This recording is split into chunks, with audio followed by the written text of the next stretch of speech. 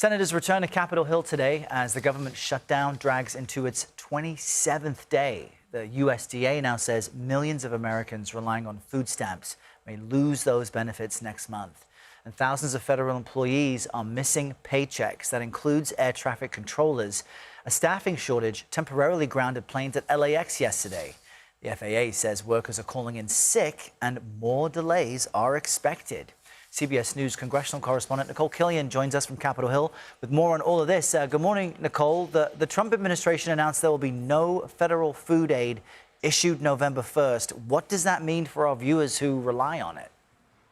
Well, to quote the USDA, it says that the well has run dry, and so it has exhausted its funding more or less to try to provide additional benefits into November. That being said, the USDA does have a contingency fund, so there are some questions about whether or not it could or should be tapping into that. But in this case, the agency is making clear that as of now, it does not intend to pay out further benefits, saying there will be no benefits issued November 1st. As you mentioned, some 40 million people rely on food stamps. So this comes at a time where a lot of food banks are already under strain in terms of trying to deal with this issue of food insecurity in this country. So it just adds more difficulty to the situation as, these food banks try to make sure people have what they need.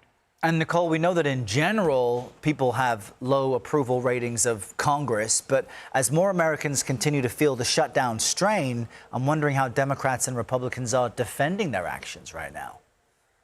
Yeah, well, look, both sides continue to be dug in here in terms of Democrats still insisting that this issue of health care and rising premiums with the ACA, which the open enrollment period is due to start at the end of this week. Many states have already published these significantly higher rates. So that's why people like Leader Hakeem Jeffries says this issue has to be dealt with now. Take a listen.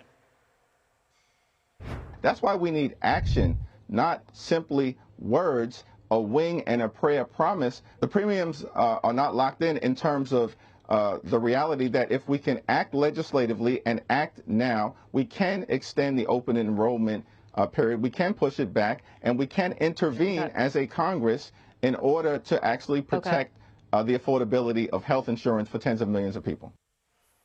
Now, Republicans say they're happy to have that discussion, but they believe that Democrats need to put up the votes to reopen the government first. Interestingly, over the weekend, Republican Senator Rand Paul of Kentucky floated a new idea suggesting that the president create a bipartisan commission to address this issue of expiring health care subsidies.